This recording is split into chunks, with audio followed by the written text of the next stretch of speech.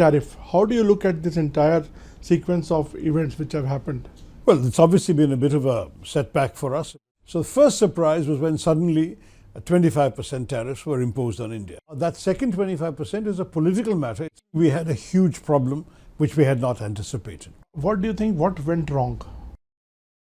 Mr. Trump has this idea that tariffs are the magic instrument to solve a number of his problems. Do you think he has alienated India? The accompanying insults, both by Mr. Trump's own language in his statements and tweets, extremely offensive statements by his advisor, Mr. Navarro, those have certainly got a lot of backs up. What do you make of this H-1B issue, sir? He has suddenly hiked the fees, which is, I think, unviable for any company.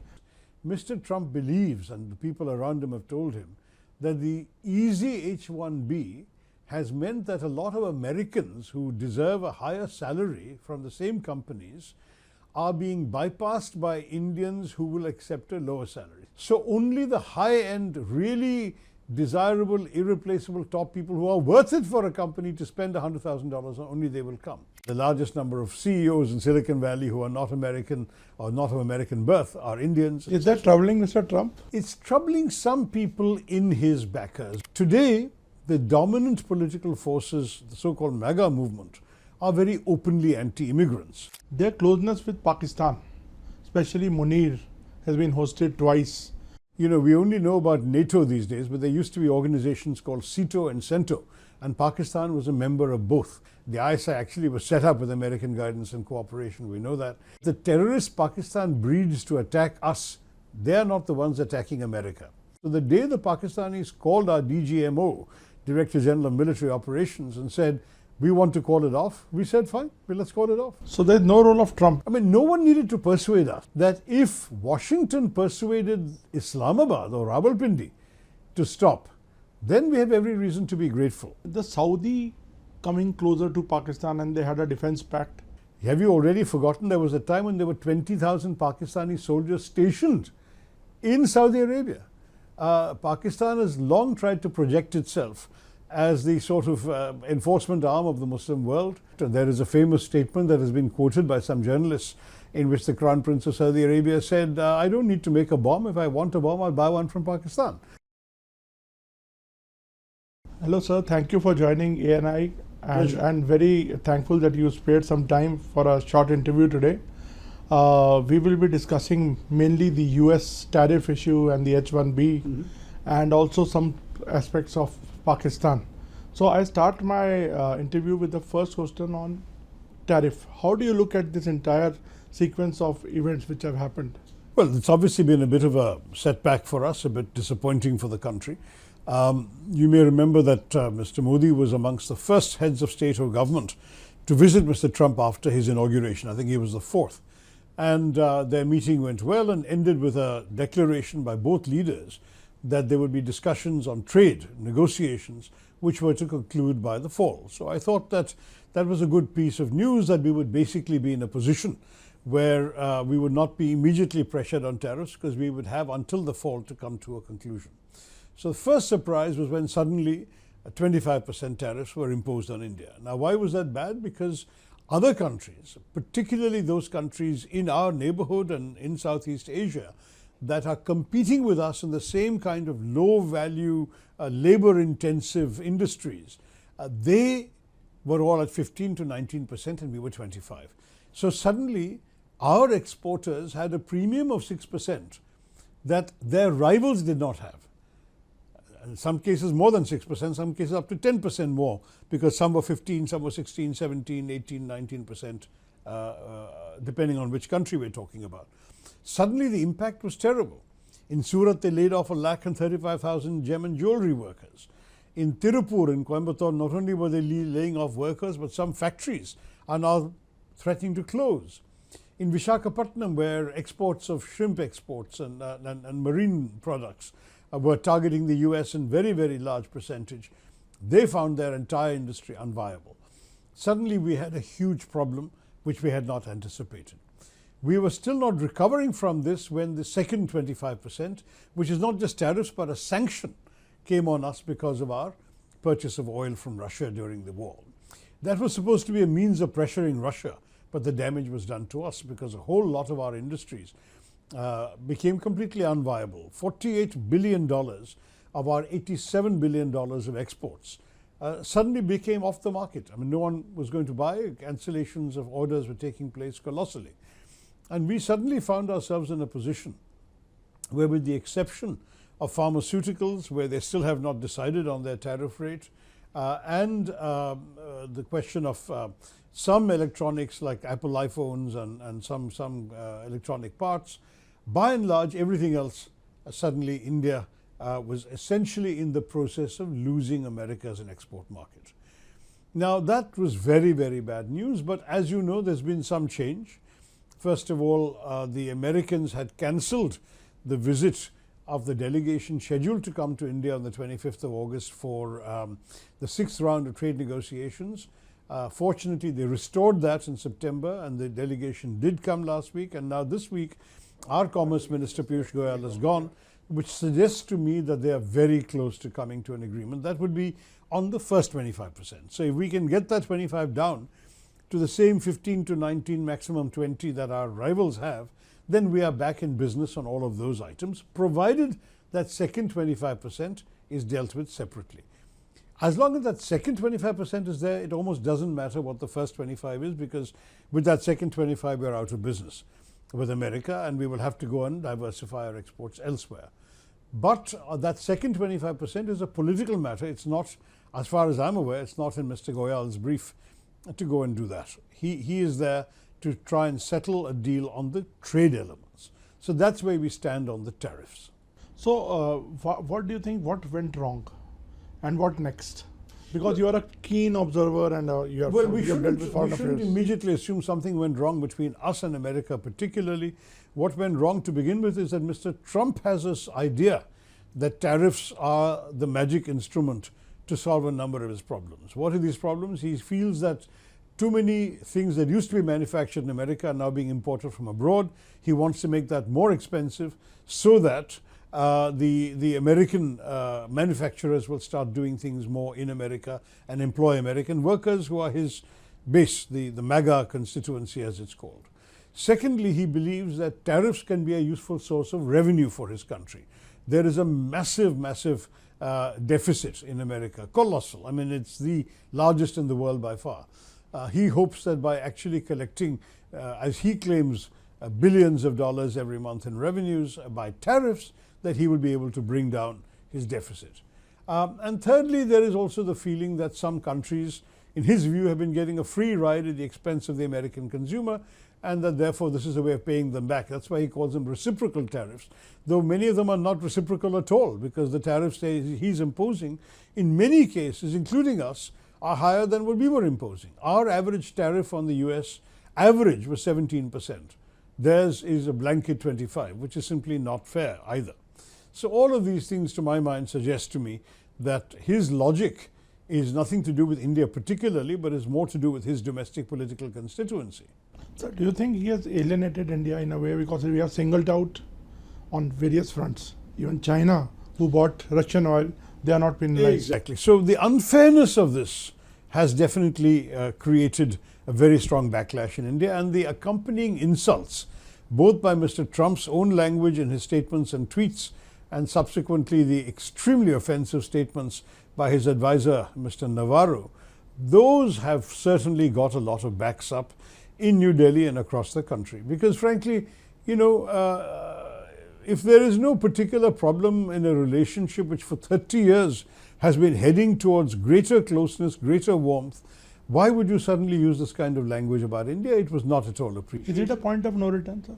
No. I would not say it's a point of no return, because I do believe that the longer term interests of both countries will eventually bring us back on even keel. It's certainly a very sharp setback in the short term. It is costing us, it is costing jobs in India, it's costing losses in India. And so for India, it is undoubtedly bad news this year. But look at the larger picture. Is America, whatever Mr. Trump do, prepared to write off India altogether? At the moment, there's no reason to imagine that. There is a lot of cooperation taking place on defense, on intelligence sharing, a number of areas of cooperation, everything ranging from outer space to IT and AI and so on, where the two countries are cooperating at various levels, well below the level of the heads of government. So I don't see that suddenly halting. No one has told anybody in America to stop doing that. Those are of great interest to both countries. Secondly, we have fundamentals that are still real. That is, we have a very large presence of Indians in America. 4.3 million Americans are of Indian descent. We have still the largest single student body, though I think that will go down with the new H-1B thing. But at the moment, the largest number of foreign students are Indians. The largest number of CEOs in Silicon Valley who are not American or not of American birth are Indians. Is that troubling Mr. Trump? It's troubling some people in his backers because, let's face it, the anti-immigration constituency has suddenly become much more vocal and much more acceptable than before. America used to be a very open, welcoming and inclusive society, irrespective of your color, your race, your religion, whatever. Today, the dominant political forces, the so-called MAGA movement, are very openly anti-immigrants. And particularly the visible immigrants, that is, people of a different color who dress differently or look different, can immediately be spotted as not of the sort of white ethnic mainstream. They are being targeted much more in ways that were not considered politically correct in America in the old days, but today political correctness is not a priority. What do you make of this H-1B issue, sir? He has suddenly hiked the fees, which is, I think, unviable for any company to pay such big So money. in the old days, the fee was $2,000 to a maximum of $4,000. Now it's suddenly gone up to $100,000. But you have to understand a couple of things. Again, the motives are principally driven by domestic politics. Mr. Trump believes, and the people around him have told him, that the easy H-1B has meant that a lot of Americans who deserve a higher salary from the same companies are being bypassed by Indians who will accept a lower salary. So an Indian techie who comes and works for $60,000 a year is taking away, according to Mr. Trump's supporters, jobs from an American who would not work for less than, let's say, $85,000 or $90,000 a year, for argument's sake. I'm talking about a junior techie. The salaries go up at other levels. So what they're saying is, let us make the low-end jobs unviable by the $100,000 fee, so only the high-end, really desirable, irreplaceable top people who are worth it for a company to spend $100,000 on, only they will come. Now, I don't understand the logic of this, whether it's actually ever going to work. First of all, for many companies, the obvious solution will be to outsource the job. That is, what used to be done in America can now be done either by the same multinational companies' units in Europe, in Germany, in England, in Ireland, in France, or in many cases in their global capability centers in India. So that in fact the same Indian techies may now be working for the same money in India rather than working in America. So the visa will no longer be required. The challenge will be in the short term for the Indian companies that would take on a contract to do a job, whether it's for an American state government, a big American company, a hospital, whatever it may be, and fulfill that contract by sending their people from India on H-1B visas. That will now become unviable. So many of those contracts will either need to be revised or will no longer be feasible for Indian companies to bid, because we cannot pay $100,000 per person to go off and do a contract which is actually a low-end contract. Sir, the bigger, I think, trouble more is a strategic in nature.